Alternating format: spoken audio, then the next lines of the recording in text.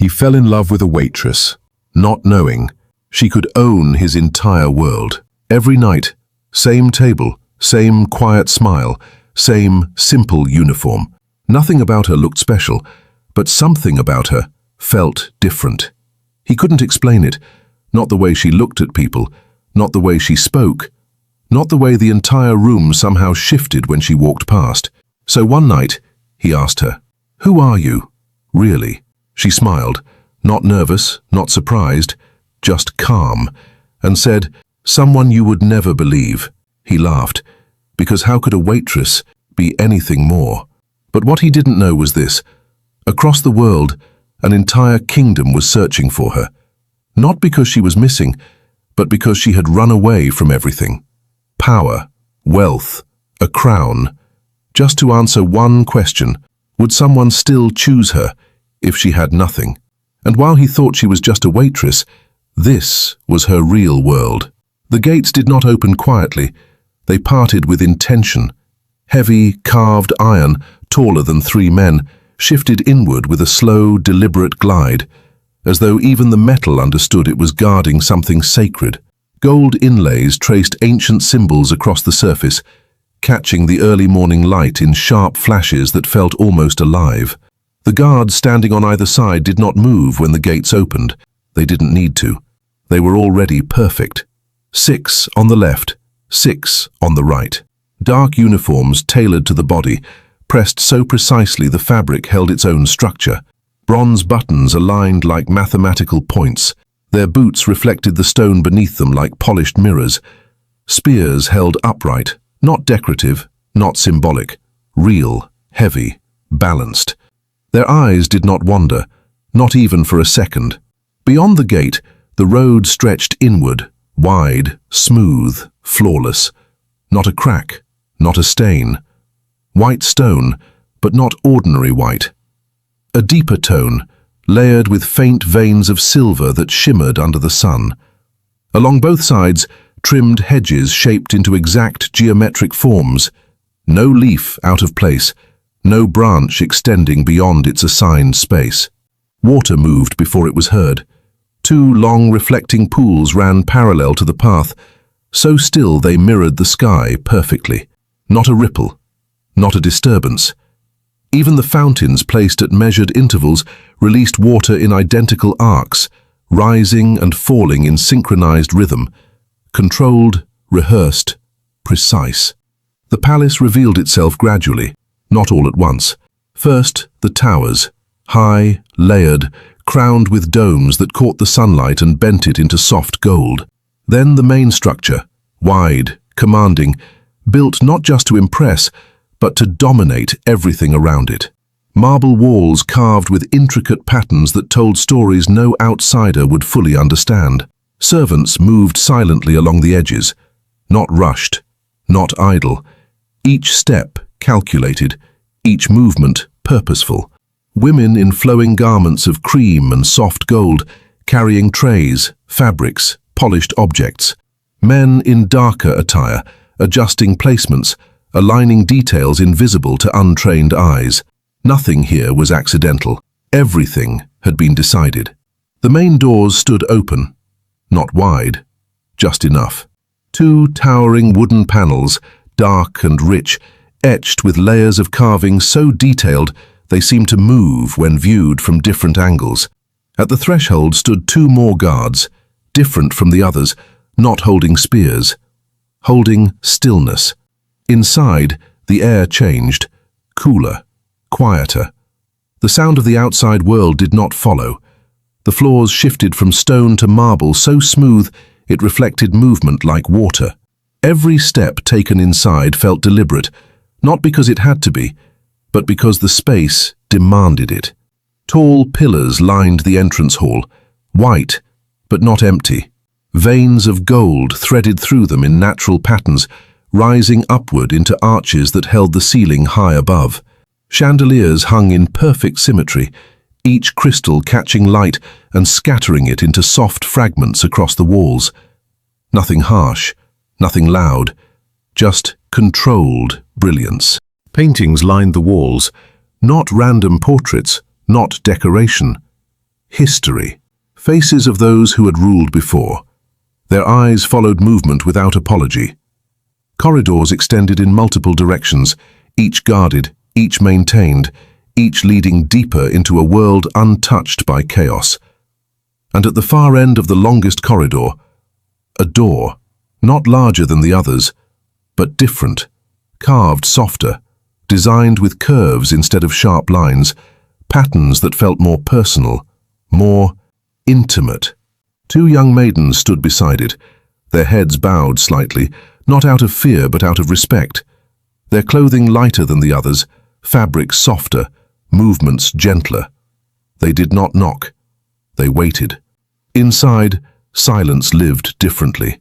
The room breathed. Light filtered in through long, sheer curtains that moved gently with the morning breeze. The bed sat at the center, not oversized, not excessive, but layered with fabrics so fine they seemed to float. Silk, cream, soft gold. A figure lay within it, still, peaceful. The room did not disturb her. It adjusted to her. Then, the music began. Not loud, not sudden. A violin, soft and precise, entered first, its notes delicate, almost hesitant, as if asking permission. Then the piano followed, deeper, grounding the melody, filling the space without overwhelming it. The maiden stepped forward, barely a sound. One moved to the side of the bed, her hands gentle as she adjusted the curtains slightly, allowing more light to fall across the sleeping figure. The other knelt slightly, her voice soft, controlled. "Your Highness." A pause. The music continued. "It is your day." The figure stirred, not abruptly, slowly, eyes opening, not wide, not startled, but aware. Deep, luminous, carrying a quiet weight that did not belong to someone just waking. Princess Zara. 21 today. Her skin held a richness that seemed to absorb and reflect light at the same time. Smooth, flawless, untouched by anything harsh. Her features, balanced, defined, yet soft. Eyes shaped with natural elegance, lips full but controlled. A presence that did not need effort to command attention. Her hair rested around her like silk itself, dark, thick, flowing naturally without force or structure. She did not sit up immediately. She listened, to the music, to the room, to the moment. Then, softly, they started early. The maiden smiled gently.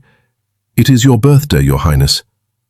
Zara exhaled lightly, not annoyed, not pleased, just aware. She sat up. The fabric moved with her, not against her. No crease, no resistance. Everything designed to follow her, not challenge her. The room shifted again. Servants entered, not rushing, not crowding. Each one knew exactly where to stand, what to carry, what to do. A robe was presented, cream silk, edges sharp, no wrinkle, no excess. Zara allowed it to be placed over her shoulders, her movements slow, deliberate, not dependent, but accepting. She stood, and the room adjusted once more, because even here, she was the center, and yet, something in her eyes did not match the perfection around her. A stillness, a question, gone before it could be named. "Prepare the bath," she said quietly, no command in her tone, but no room for delay. The maidens moved instantly, and as Zara stepped forward, leaving the bed behind, the music followed her. Not physically, but in rhythm, in control, in expectation. Today, everything would be perfect, but perfection had never asked her what she wanted. The corridor outside her room did not change, but she did. Zara walked forward, barefoot against the marble, the soft contact of skin on stone barely making a sound. The robe flowed behind her, not dragging, not lifting, just following, as though it had been trained to move with her rhythm. The maidens stayed half a step behind, not beside her, never beside her. The doors ahead opened before she reached them, no signal given, No word spoken. They simply knew. The bath chamber revealed itself in layers. First, light. Not from lamps, from above. A ceiling carved open in a perfect circular design, allowing morning sunlight to pour in like something controlled, something curated. The edges of the opening were lined with gold detailing that caught the light and softened it before it reached the marble below. Then, space. Wide, open, untouched. The floor was warmer here, a different marble, veined with soft amber tones that reflected heat without discomfort.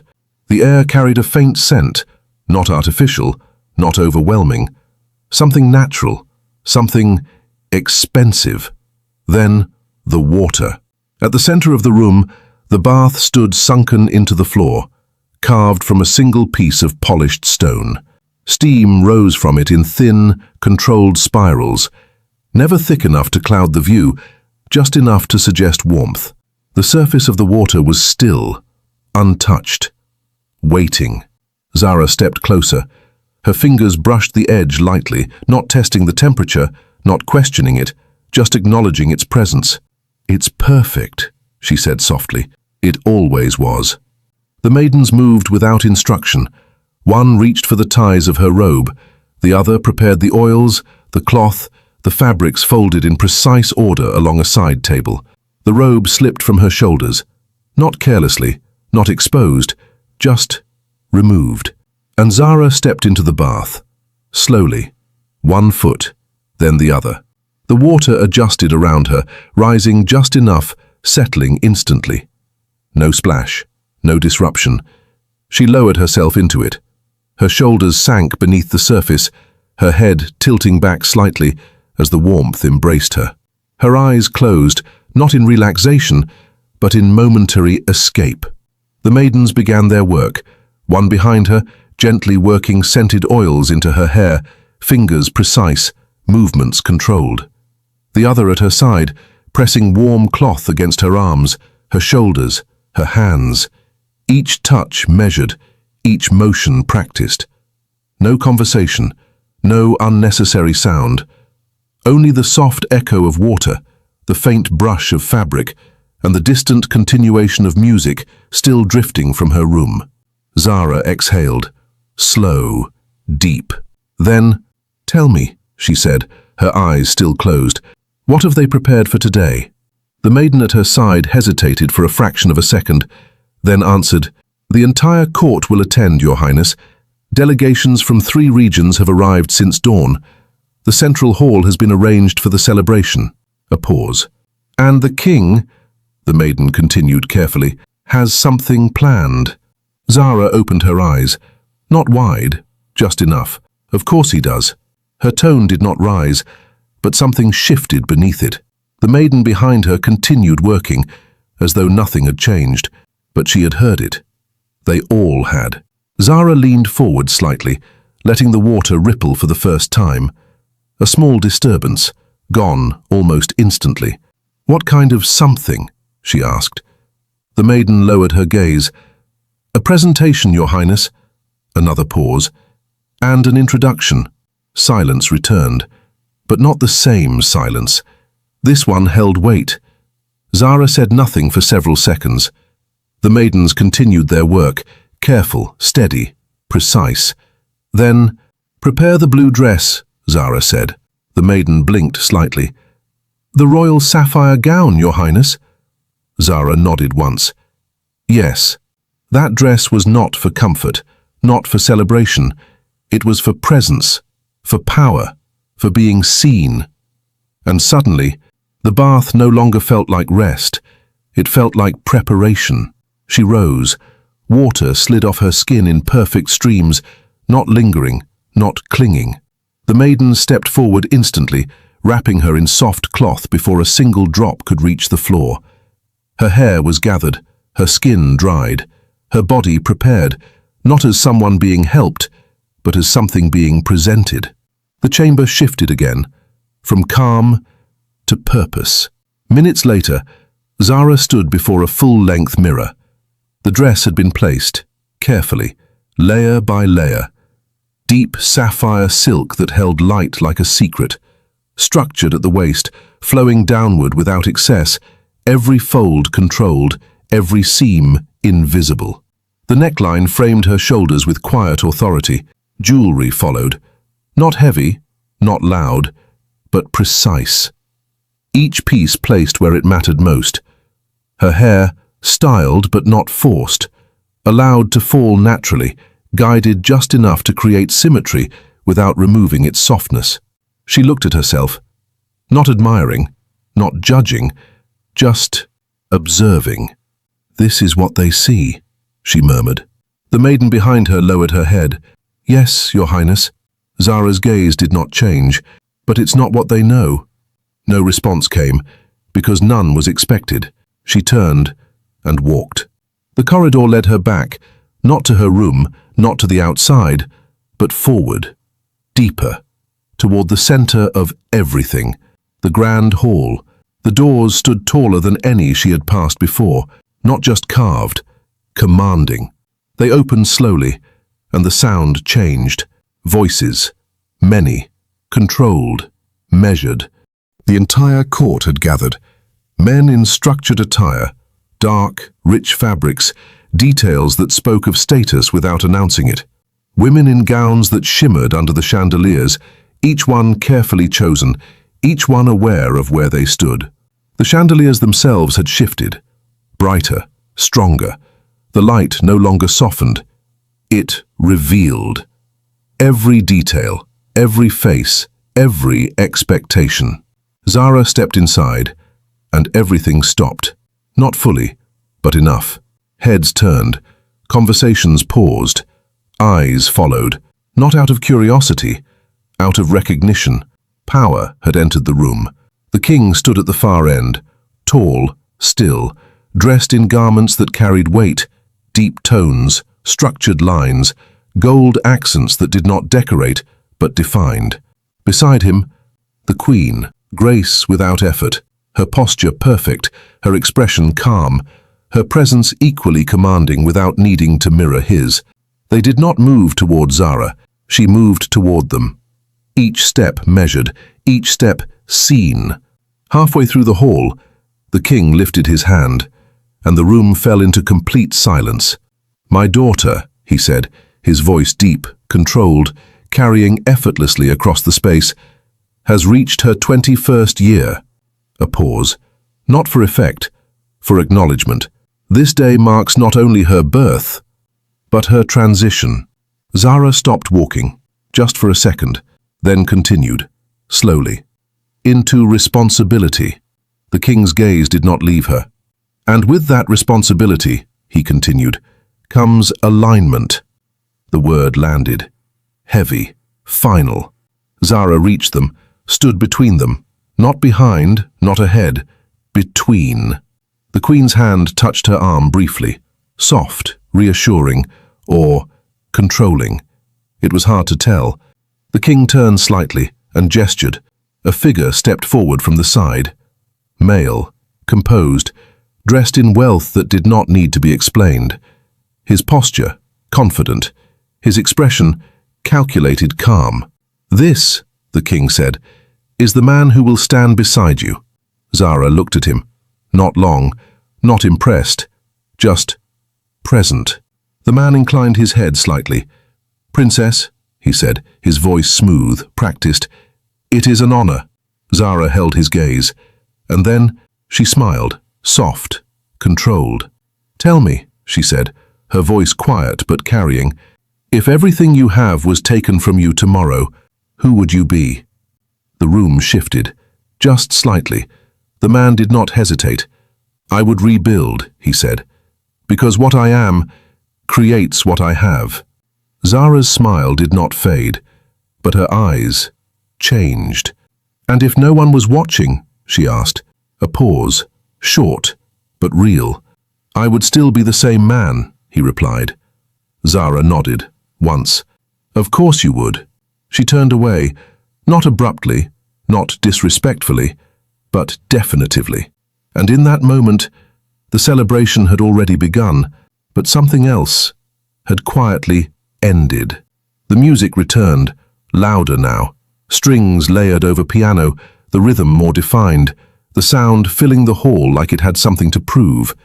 Servants moved again, trays lifted, glasses aligned, conversations resumed, but not fully, not completely. Something had shifted. Zara felt it before anyone said a word. Eyes were still on her, not because she was the princess, because she had answered without answering. She stepped away from the king and queen, not far, just enough to breathe without their presence pressing against her. The sapphire gown moved like controlled water with every step, catching light, bending it, commanding it. A servant offered her a glass. She didn't take it. Her gaze drifted across the hall instead. Faces, expressions, expectations, all of them, rehearsed. And then, a voice behind her. Low, careful. You asked a dangerous question. She didn't turn immediately. Only to someone who has never been without power, she replied. Now she turned. The man stood there again, her supposed future, close enough now that the details sharpened. His eyes were steady, but not curious. Observing, calculating, the kind of gaze that measured outcomes before moments finished. And you? He asked.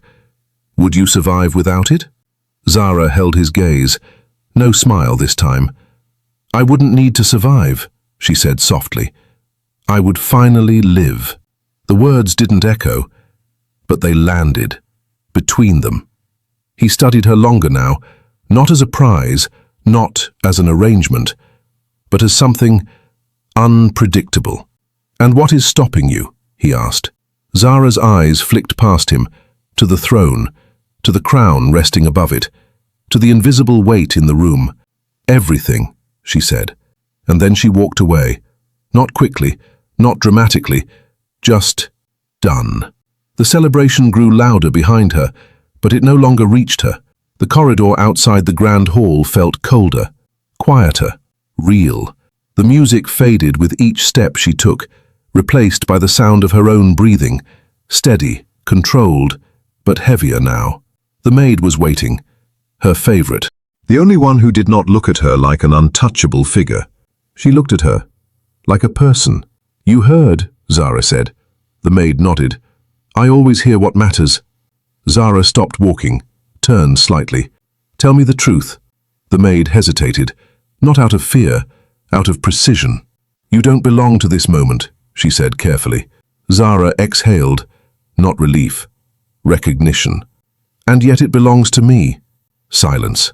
Then, what do you want? The maid asked. Zara didn't answer immediately.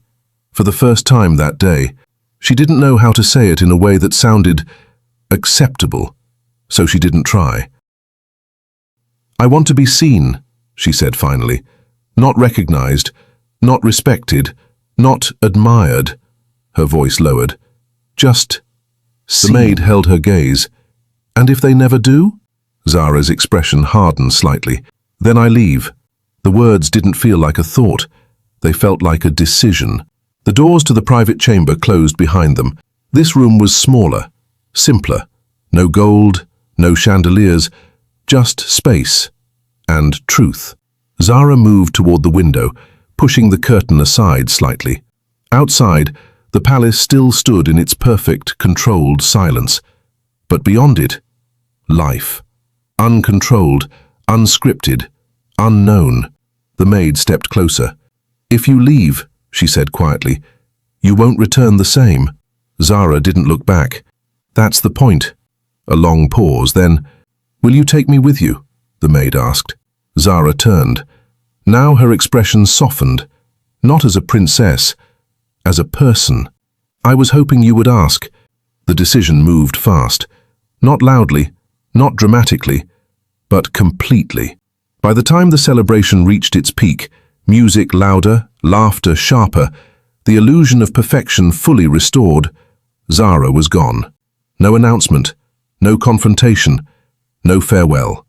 Just absence. The search began before anyone said the word. The Queen noticed first. Not panic, not yet. Just awareness. She should be here, she said quietly. The king didn't respond immediately. He didn't need to, because he already knew. Zara stood at the far edge of the palace grounds. No guards, no servants, no noise, just the gate. The same gate that opened with power. Now, it opened without resistance. She wore something different now, not silk, not structure, simple fabric, light, unassuming, the kind of clothing that didn't announce anything. The maid stood beside her, dressed the same. No titles, no difference. For the first time, they looked like anyone. Zara held a coin, small, ordinary. She turned it between her fingers, watching the light catch it briefly before it disappeared again. "One choice," she said. The maid nodded. "No second thoughts?" Zara smiled faintly. "Never." She flipped the coin. It spun, caught light, fell. The maid stepped closer, looking down at where it landed in Zara's palm. "Asia," she said. Zara closed her hand. Decision made. The journey was not long, but it was enough. Enough to remove distance, enough to remove identity, enough to create possibility. Malaysia did not wait for her. It did not prepare. It did not adjust. It simply existed. The streets moved with their own rhythm, faster, louder, less controlled. Colors clashed, voices overlapped, nothing aligned perfectly. And yet, it felt alive. Zara stood at the edge of a busy street, watching people move past her without recognition. No one stopped, no one bowed, no one knew. She exhaled, and for the first time, it felt like breathing. The job wasn't difficult to find, not because it was easy, but because it didn't matter who she was. A small restaurant, not quiet, not loud, just real. The owner barely looked at her when she spoke. "You can carry trays?" he asked. Zara nodded. "Yes." "Then you work." That was it. No title, no ceremony, no expectation. She stepped into the role, and something inside her shifted. The first time she saw him, it wasn't dramatic, no music, no pause. He was just there, sitting alone, watching the room without really seeing it. Well-dressed, clearly wealthy, but not trying to show it. Different. He looked up as she approached. Their eyes met, and something didn't align. Not status, not expectation, just curiosity. "What can I get you?" she asked. Her voice, simple, untrained, unroyal. He studied her for a second longer than normal, then smiled slightly. "Something honest." Zara blinked. Then, unexpectedly, she laughed. Soft, real. "For that," she said, "you'll have to wait." And as she walked away, he didn't look back at the menu. He watched her instead, not because she was a princess, because she wasn't acting like one. And somewhere between that moment and the next, something had already begun. He came back the next day, not at the same time, not with the same intention, but he came back. Zara noticed before she wanted to, not because he stood out, there were others like him. Well-dressed, composed, carrying quiet wealth in the way they moved, the way they didn't rush, the way they expected space to open without asking. But he didn't behave like them. He waited, not impatiently, just present. She approached his table, tray balanced effortlessly, her movements now practiced, not perfect, but natural. The role had started to settle into her body. "You're back," she said. He tilted his head slightly. "I was hoping the honesty had arrived." Zara placed a glass of water in front of him. "It's still being prepared." A small pause. Then, "Sit," he said, not as a command, as an invitation. Zara hesitated, just for a second. Then she sat, across from him, no distance, no barrier. The restaurant continued around them, voices overlapping, plates clinking, footsteps passing, but their space felt separate. "What's your name?" he asked. She didn't answer immediately, not because she didn't have one, because she had too many. "Zara," she said finally. Not a lie, not the full truth, just enough. He nodded. I'm Amir. No title, no introduction, just a name. They sat in silence for a moment. Not awkward, not forced, just unfilled. You don't belong here, he said suddenly. Zara's eyes flicked up. And yet I'm working here, she replied. That's not what I meant. She leaned back slightly. Then say what you meant. Amir studied her, longer this time, carefully. You move like someone who has never had to ask permission, he said. But you speak like someone who is trying not to be noticed. Zara's grip tightened slightly on the edge of the table, barely visible, but real. And what does that mean? She asked. It means you're hiding. The word landed softly, but it didn't miss. Zara smiled, controlled. Everyone is. Amir shook his head. No, most people are pretending. You're withholding. Zara looked away, just for a moment, because he was close, too close. You shouldn't study people like that, she said quietly. Why? He asked. Because you might see something you're not ready for. Amir leaned forward slightly. Or something I've been waiting for. The moment stretched. Then, Zara! The owner's voice cut through sharply. Table 7. She stood immediately. Back to movement, back to role. Work calls, she said. Amir nodded. I'll be here. And somehow, she believed him. Days passed. Then more. Then enough that it didn't feel like coincidence anymore. He always returned. Not always alone. Sometimes with business partners, sometimes with friends, sometimes with no one at all. But even when he wasn't alone, his attention found her, and hers found him. Without permission, without planning, something was building, quietly. The first time it almost broke was in the market. Zara and her maid walked through the crowded street, carrying small bags, blending into the rhythm of movement around them. No structure. No control, just people. And then, you're high... The voice stopped itself. Too late. Zara froze. Not visibly, but internally. Her maid stepped slightly closer, protective, controlled. A man stood a few steps away, older, dressed simply, but his eyes recognized. Too quickly, too clearly. He lowered his gaze immediately. Then, without thinking, he bowed. Not deeply, but enough to break everything. Please, he whispered, his voice shaking slightly. Just one moment. I never thought I would see you here. I will cherish this moment for the rest of my life. Zara's heartbeat spiked, but her face didn't move. She stepped forward, close enough that only he could hear her. You didn't see me, she said softly. The man nodded rapidly. Yes, of course, you're... She cut him off with a look, not harsh, but final. Thank you, she added. Then she walked. Didn't rush, didn't turn, but every step after that felt heavier. You need to be more careful, the maid said once they were alone. Zara didn't respond immediately. I can't control who remembers me. No, the maid replied, but you can control where you go. Zara stopped walking, turned. And what happens when I stop going places? She asked. The maid didn't answer, because they both knew. That would be the end. The second time was with Amir. They sat at a quiet table, away from the main crowd, the evening softer, the air cooler. He was telling a story. Not important, not heavy, just real. Zara was listening, actually listening, and then a couple passed by. Foreign, well-dressed. Their conversation paused, eyes fixed. Recognition. Again. The woman's hand lifted slightly, as if to greet, to acknowledge, to confirm. Zara felt it. Before it happened, before the word could form. She stood abruptly. I have to go, she said. Amir blinked. Now?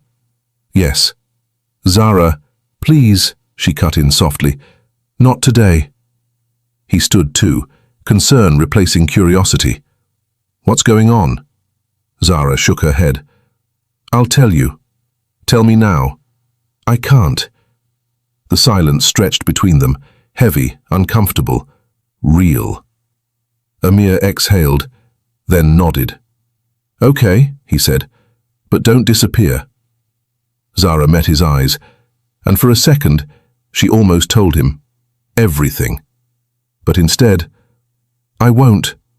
And then she left,